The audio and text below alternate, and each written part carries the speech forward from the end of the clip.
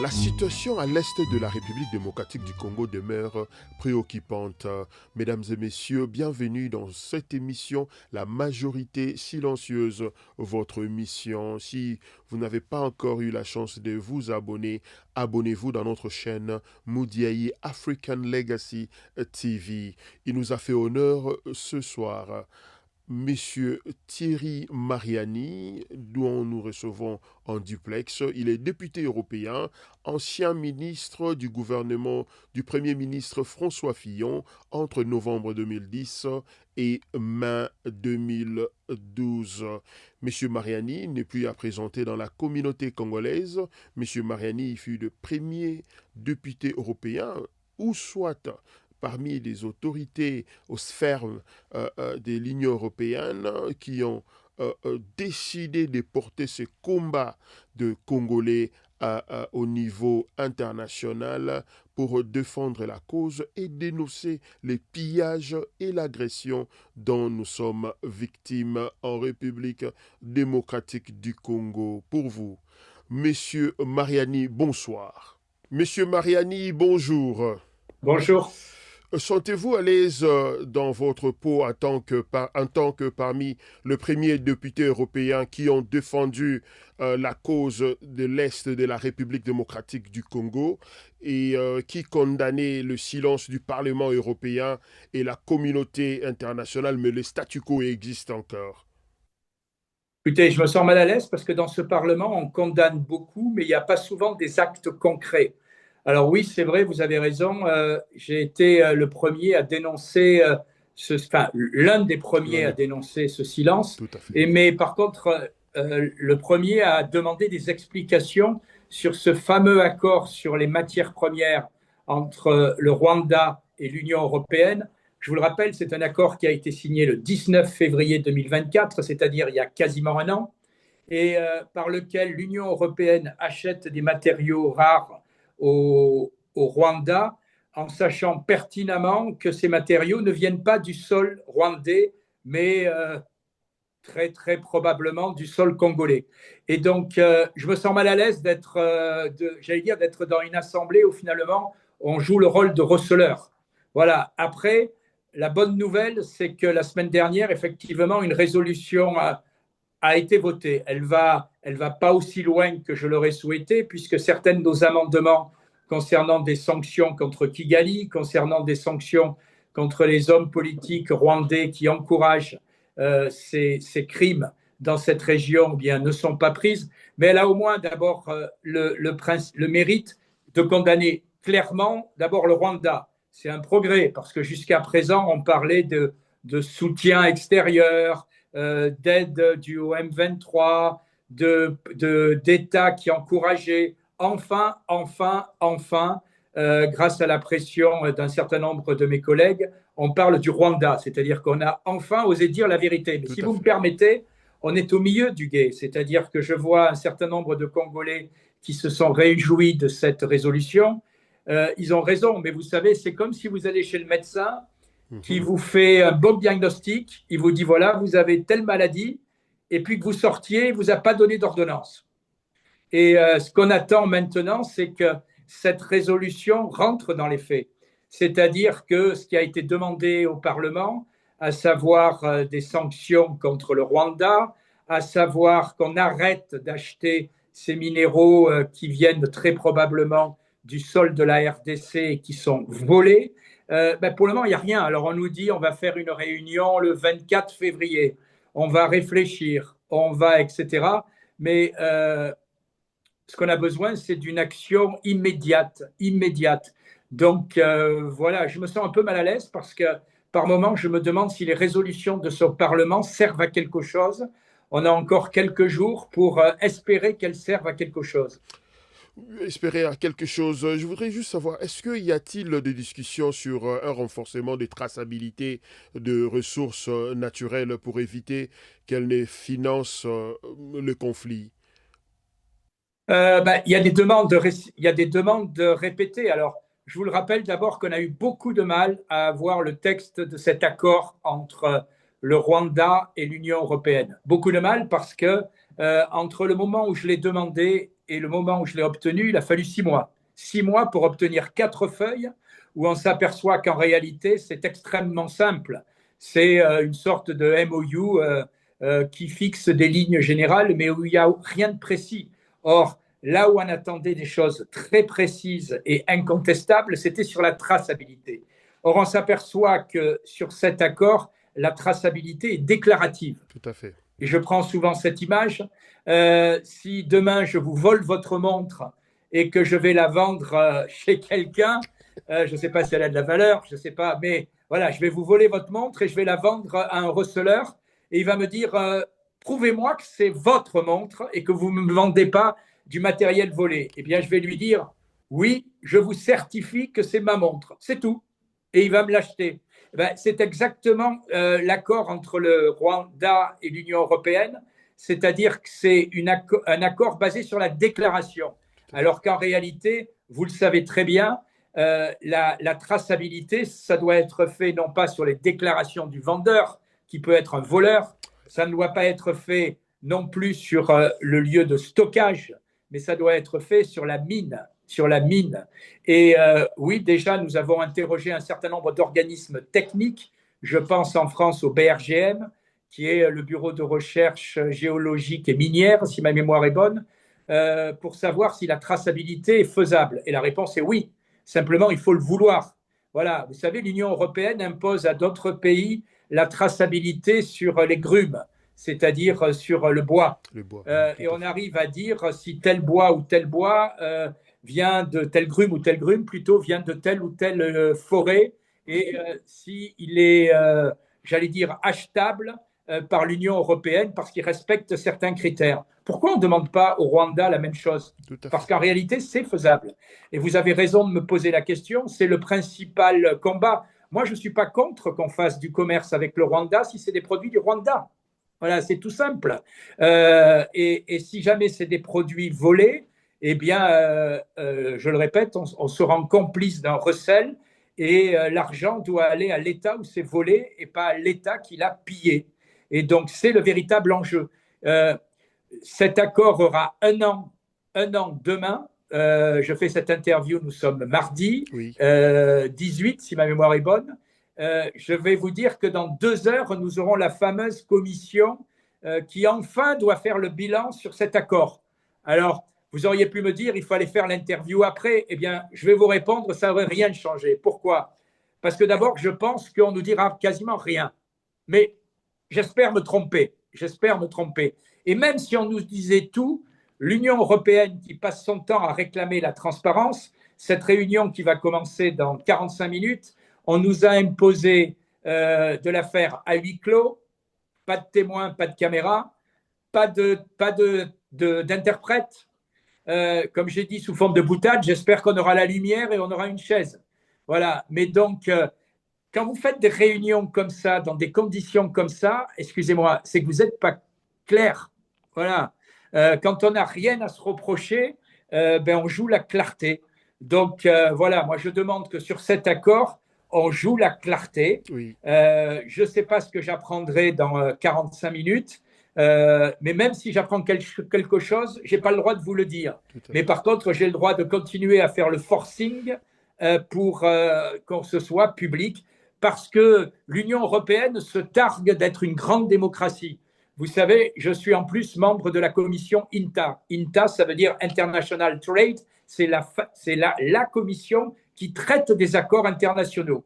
Eh bien, je vais vous faire une confidence, elle est tellement importante et elle est tellement respectée, cette commission, par les instances européennes, qu'on n'a jamais discuté de cet accord, qui est un accord important, qu'on nous présente comme exemplaire, parce que l'Union européenne dit ah, mais c'est un accord qui nous assure des approvisionnements en matières rares, en minerais rares. Ben, tant mieux, mais on doit dans ce cas-là vérifier, comme je vous l'ai déjà dit plusieurs fois, à ce que ces matériaux ne soient pas volés.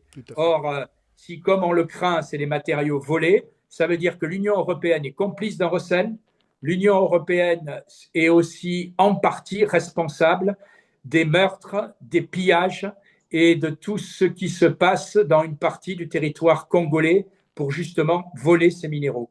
Monsieur Mariani, vous qui êtes au Parlement européen, je voudrais juste savoir comment l'Union européenne envisage-t-elle mieux utiliser sa diplomatie pour pousser les États voisins de la République démocratique du Congo à cesser toute ingérence?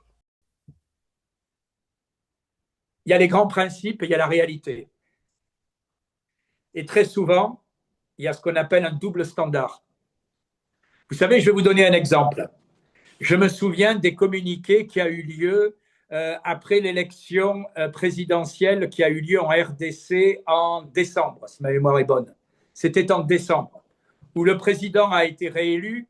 Bon, comme d'habitude, il y a eu des contestations, mais je constate que l'Assemblée, par exemple, qui réunit les responsables de communautés religieuses, qui est en général une assemblée qui ne fait pas de politique, et d'autres observateurs ont dit que le résultat était incontestable, même s'il y avait eu par endroits des irrégularités, ce qui existe dans la plupart des pays. Mais ce qui compte, c'est est-ce que ces irrégularités ont touché le résultat. Bref, vous avez été une élection très observée à qui on a demandé beaucoup, beaucoup de choses. Est-ce que vous connaissez le score de réélection de M. Kagame il y a quelques mois? Dans les 90%. Non, vous êtes trop modeste. Vous êtes trop modeste. 99,13. 99,13. Même en Union soviétique, à la belle époque ou à la grande époque, je dis ça bien sûr avec ironie, on n'osait pas des scores à 99%. Et là, l'Europe dit rien. Elle dit rien. Je dis ça pourquoi? Parce que quand vous me dites qu'est-ce qu'on demande aux autres pays, ben, il y a deux catégories de pays. Il y a les pays qui sont un peu nos favoris et à qui on ne fait pas souvent des reproches. Et puis, il y a des pays à qui on exige beaucoup de choses. Et la RDC en fait partie.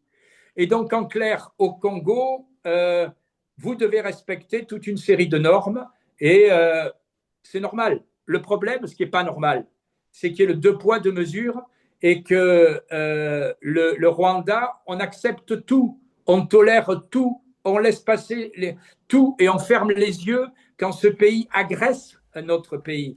Voilà, vous savez, j'ai vu un article de presse qui disait, je crois que c'était dans Le Monde, le Rwanda est l'enfant chéri de l'Union européenne. Voilà. Oui.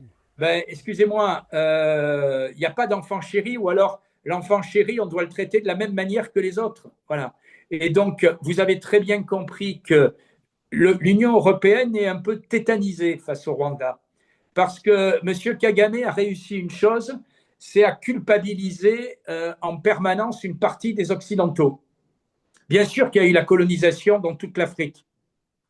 C'est une page de notre histoire avec, hélas, j'allais dire, ses côtés obscurs et ses côtés peu glorieux que vous connaissez mieux que moi. Oui, Mais 94. ce qui s'est passé en 1994 au Rwanda, et qui est une page tragique pour tout le monde, pardonnez-moi, ce n'est pas la culpabilisation de la France ou de la Belgique que M. Kagame essaye de faire, n'est pas la réalité.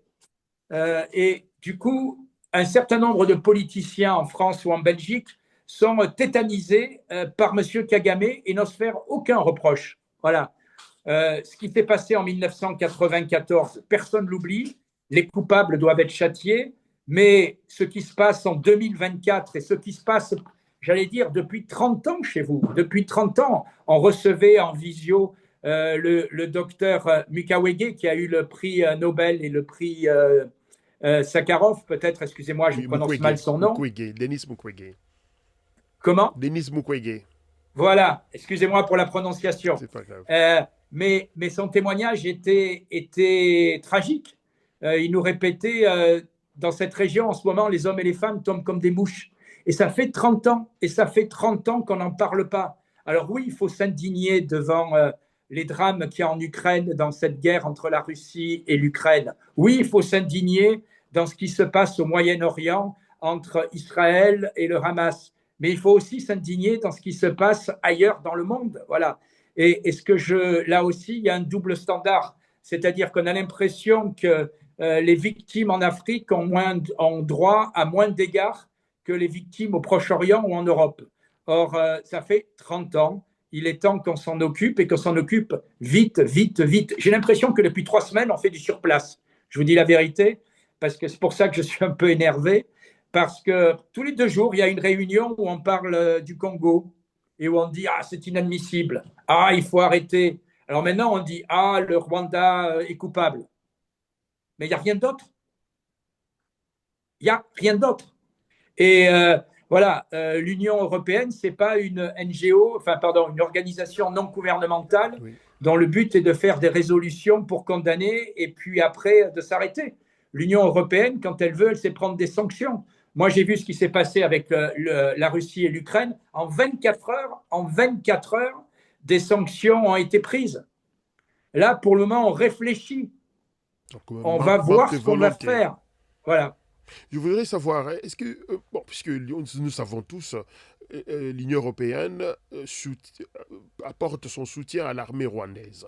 Est-ce que l'Union européenne envisage-t-elle d'augmenter son soutien au FARDC, l'armée congolaise, juste pour renforcer aussi des formations militaires en RDC? Franchement, je n'ai pas l'information, mais ce serait logique. Tout à La fait. logique, ce serait d'abord de tout faire pour arrêter l'agression. Et donc, dans la résolution, je crois qu'il y a quand même quelques points, je le répète, positifs, notamment l'aide en matériel militaire au Rwanda. Et ça, c'est positif. Il est hors de question qu'on continue à financer l'armée rwandaise ou à livrer des armements. Oui, il serait logique qu'on aide l'armée congolaise aussi. Mais si vous voulez, la priorité, ce n'est pas de mettre du gasoil dans la guerre. La priorité, c'est d'arrêter la guerre et d'arrêter cette agression. Or, pour cela, oui, il faut d'abord arrêter l'aide au Rwanda et exiger un cessez-le-feu immédiat. Après, il faudra bien sûr trouver un moyen pour avoir une force de paix. Je vous rappelle que les casques bleus étaient présents sur le territoire et que l'armée congolaise et le M23 n'ont pas hésité à tirer sur ces casques bleus. Et j'aurais une pensée à la mémoire de ces soldats sud-africains ou je crois d'autres pays qui ont perdu leur vie dans cette mission des Nations Unies. Tout à fait. Et pour terminer avec la question le tweet, le message de X du président Emmanuel Macron, le tweet du 15 février à 21h03 de Paris. Il appelait à un cessez-le-feu immédiat et ensuite il appelait les autorités rwandaises à soutenir la mise en œuvre de celle-ci. Mais nous avons tous constaté la prise de Bukavu après le message du président Macron et les M23, ils ont rejeté ces messages de cessez-le-feu. Est-ce que peut-on dire... le président Emmanuel Macron est-il faible devant le président rwandais puisque jusque-là, il n'y a pas de sanctions contre les autorités rwandaises, même venant de la France. Nous savons très bien, venant de l'Union européenne, elle est pesée, mais même venant de la France, il n'y a aucune sanction jusque-là.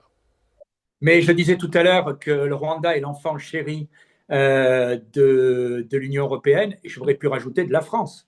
On a toujours vu, notamment à la dernière réunion de l'Assemblée de la francophonie qui a eu lieu à Paris, la manière dont était traité le chef d'État du Rwanda et le chef d'État, excusez-moi, de la RDC, alors que la RDC, je le rappelle, est le premier pays francophone et que quand ici, par exemple, l'ambassadeur du Rwanda s'exprime à l'Union européenne, il s'exprime qu'en anglais, c'est son droit. Mais non, il est évident que le président Macron, pour lui, son choix est fait. Alors, il a fait un tweet. Bon, bravo, on peut féliciter. On expliquera à tous les gens qui continuent de mourir depuis ce tweet qu'il y a eu un tweet du président Macron.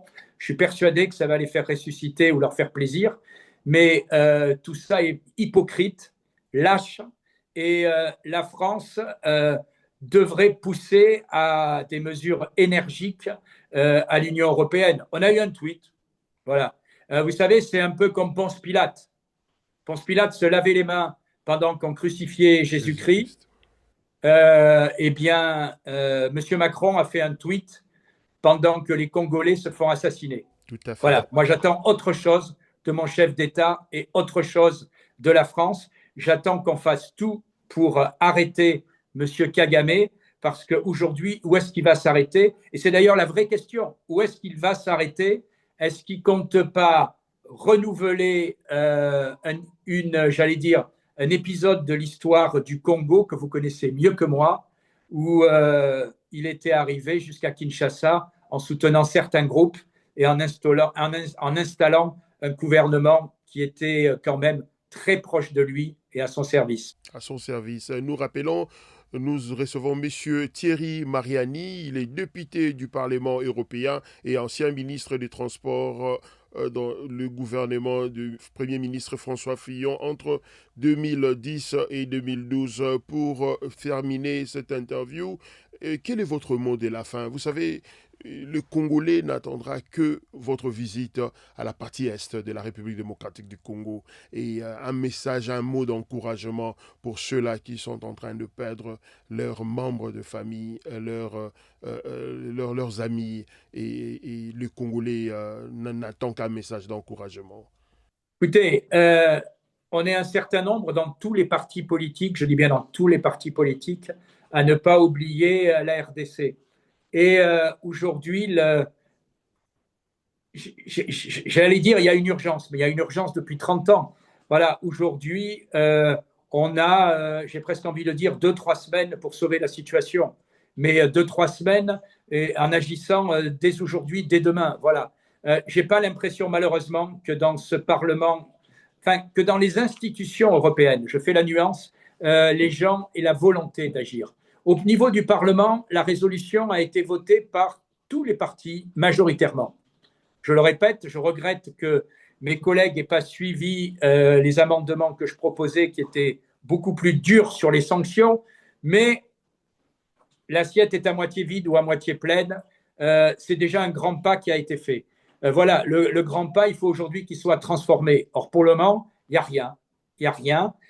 Vous voyez, on s'est séparés à Strasbourg. Aujourd'hui, malheureusement, vous vous en doutez, l'Union européenne est tétanisée et effrayée par ce qui se passe avec l'attitude des États-Unis qui disent aux Européens, en réalité, démerdez-vous. Démerdez-vous sur l'Ukraine. Voilà, vous avez voulu entretenir une guerre. Maintenant, nous, on ne veut plus. Et ce que je crains, c'est qu'on oublie l'Afrique, on oublie la RDC. Voilà. Donc, sachez qu'on sera toujours quelques-uns dans tous les partis. Moi, je fais pas de. Il y a des dossiers où on peut s'étriper entre nous, verbalement, je pense bien sûr au Parlement européen, mais il y a des dossiers où il faut avoir l'intelligence d'être ensemble. Et ça a été le cas avec cette résolution. Mon dernier mot, c'est de dire aux Congolais qu'on pense à eux, mais que ça ne suffit pas. Le problème, j'aurais envie de dire la prochaine fois que vous ferez une interview, on a agi pour vous. Pour le moment, malheureusement, je dis on doit agir pour vous. Il reste encore une étape décisive. Monsieur Thierry Mariani, merci. Merci beaucoup. Mesdames et messieurs, nous venons de finir notre entretien avec Monsieur Mariani. Excusez-nous, c'était trop bref parce que il était en réunion. Nous l'avons interrompu dans une réunion très importante et dont vous avez écouté vous-même. Ils sont en train de préparer une commission, toujours par rapport à ce qui se passe en République démocratique du Congo. Je dirais en lingala, ndeko yo landi biso, bandeko yo bazali ko bundela ekolo na biso na niveau ya ba parlement européen, oto yambi lelo ya bino ndeko Thierry Mariani, ya li français, kasi ya banda ko défendre le Congo, ça fait plus de 10 ans et 5 ans yangoyo, ça fait 5 ans depuis 2020, 2021, il y a banda qui déjà ko bundela Congo. Donc ce que les a 3 personnes au Bundeli Congo, Thierry Mariani a cause parmi ba premier, ba deuxième, bango na bandeko Charles Onana, bango ba porter lutte ya Congo na niveau ya ba mindele bandeko ya biso ya Europe oyo to travail kana bango na ba dossier ebele na ba marché ebele kasi na singi na yo ndeko congolais oyo vandi ozali ko sala émission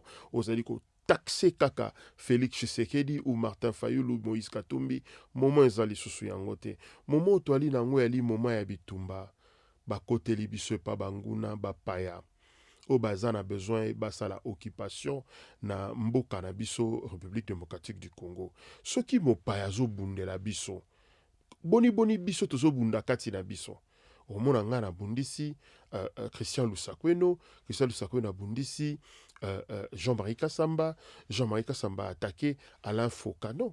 Alain Foka a travaillé na Congo pour aller mopanzi sango. Tozo dans la contenu na ye tozo sepela yango et on se dit non non, ouais ça ndeko na biso na cadre ya panafricanisme to soutenir chaîne na ye yango moni to soutenaka entre biso tozo se soutenir.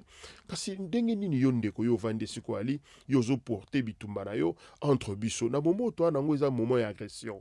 Agression ni koloba nini ya été ke biso na biso nde tozo bundate mopaya ye alinga sa l'occupation mopaya o to fanda kina ye comme ndeko kasi lelo ya ye alobi alingi a occupé une partie à territoire na biso parce que basinya ki bakor na ko rappeler ndeko o avandi o azali ko soutenir ndeko Joseph Kabila. Ndeko Joseph Kabila sa sali par na ye na Congo nga pour nga na li moto moko te na ngoloba ete to soutenir Joseph Kabila zonga na bokonzi. Bat boka Joseph Kabila na posa zonga na bokonzi loko la président de la République. Non. Joseph Kabila nga continuer jeu basala ki ya FCC cash. C'est-à-dire il y a linga vanda na l'ombre azala ba pion na eti na président de la République azala comme pion na. Ninge to mona esalema na Iran o bomona ka ba ayatollah afandi mais yende mutazo diriger mboka o ya zawana zaka pontin na ye. To vanda ki to mona ba bengi Tshisekedi pontin, ceux qui batcheki Martin Fayulu pe alnga za peka pontin. Mais tu sais que dans le non, il y a aux apportantes. Tout le monde bitumba, il y a bata CNDP. Basala brassage, mixage. Félix Tshisekedi a le bien au sala yangote pour nanine. Parce que bato Kabila signara na bango na CNDP. Bazana Kinshasa. Ba généraux, bazana Kinshasa. O bayaka na compte CNDP. Mais Bolanda Kagame alobaki na bémission na biso so botali na chaîne na biso. Kagame alobaki que problème ba ndeko ya M23 bazo bunde ali problème ba congolais parce que baza maltraité ba faciès pour na problème faire faciès na ba tuti. Est-ce que totali likamwana to monyango ya li solo eza solo te pour nani to bia solo te parce que Bolanda bandeko ndeko Kagame biloko bandeko loba bo mona ke zotambola na nzela te pour bandeko ba ya na CNDP baza inquiété te. Boromona bandeko datangela bino moko ya RCD Goma eza Azarias Rouberwa baza libre na ba Moïse batambola kande balingi. Là je cite le sénateur Moïse bato ya RCD Goma mais bango to balongwe RCC CNDP ye mais CNDP baza na bato na bango et puis tu komona ba o mususu ba ki après ba o ba kisama ki M23 ndeko Félix Tshisekedi atali feuille de route batambola ina ngala bino. Pas ça. Pourquoi? Parce que ils ont fait ça. Ils ont la intégrité à Mboka. Ils ont kende pas à Bapaya. Mais surtout tout ça la bongo. To perdre Mboka oyo tikan. Bandeko to sangana to bunda lokola moto moko bolanda émission na bokebi oya bino ndeko. Pona ngai Thierry Mariani ali ndeko. Thierry Mariani ali moto ako bundela biso oya zali ko défendre ba famille o ba perdre bandeko na bango. Pas si otozoyoka ndeko Kongola zobo ya ko défendre ba oyo ya biso ba kwei na bitumba oyo. Tozo assister na génocide na Congo. Ndeko Mariani a telemi à lobby na bandeko ne ya Parlement européen lobby génocide ezo salema na Congo tobo sanate o esalema na 94 tali na 94 na Kigali o ba boma ba tukuna tobo sanate o ezo salema na Congo comme 10 fois plus que o esalema ki na Kigali yango to sengi na yo ndeko zolanda biso. Kota bitumba oyo soki olobi ola kipa su mamba Kongo te ya mbalo okipe ekolo ezali kokende ndeko Tshisekedi toko senga na kaka vigilance na momoto ali nango yali su momo ya ko pointer misapite na nya sali mabe na sali mabete mais nga message nanga na papa mokonte ekolo il n'est pas encore tard, on peut encore réparer, c'est-à-dire nous avons besoin d'un gouvernement de la guerre. Il y a deux ministres il faut toucher, entre autres ministre à la défense. Donc ça ma proposition au bako toucher. Mais ministre de la Défense, il y a affaires étrangères en abisso, Tolinga va toucher puisque elle est en train de battre un travail très excellent et que tout le monde a pourquoi toko touché été. Mais toko ka pas si ministre de la justice soit banda qui n'a bien alors bah que toi on a besoin d'armée céleste. Non, chef de l'État. Nous devons quitter ces terrains à théâtralisation, il y a makambo zo salema na mboka. De l'eau montako défendre mibeko a mboka, lobby aye makambo etali yo te yo tala mamba mibeko lo ba tala besoin armée céleste. Non, on a tiqué la ministre de la Défense à l'Obeléango. Nous avons une armée, certes, bazana mo ba faiblesse par rapport à ba brassage auto salé o e salema na mboka na biso. Vous avez ba généraux ya CNDP. Bango ba ya ki pe pona ma même cause ya ba faciès. Ba bandimi bango ba signé. Kasi lobby, ba misusu ba bimi ba sangani nande ko nanga ba komi ba terroriste de l'autre côté. Vous voulez quoi? Que non, ba o ba sana ki ça va communiquer, ba zo communiquer. Chef de l'État, vous avez eu 6 ans. Ngala ngai na zela, tozana armée moko dissuasif dans le sens que ba milliards to kotsaki na budget na biso, to matisa yango et sunga ekolo pour lelo to mona été. Tozana armée moko ya 20 000 hommes formés à l'étranger net na ba Égypte ba milliards to sto komi na na budget na biso. Tozana budget moko to focaliser yango na armée parce que to ko ton économie en mboka te soki armée na biso za dissuasif te. Nga pona nga na rolinga tozana politique moko ya comment élever et ko tonga armée moko oya makasi oyo ndeko ya voisin na biso nyoso ozala na neuf voisin na biso azo respecter congolais. Mesdames et messieurs, c'était votre émission, la nôtre, la majorité silencieuse. Nous remercions ceux-là qui nous soutiennent. D'ailleurs, cette émission a été soutenue de fond en comble par la Fondation Blaise Mawete depuis Kinshasa et nous, sans oublier l'agence immobilier qui nous accompagne, puisque vous voyez, nous sommes dans un nouveau studio et nous saluons et un clin d'œil à l'agent immobilier interplanétaire Benito Moudiaï. Mesdames et messieurs, ainsi s'achève votre émission, La majorité silencieuse. Bonjour.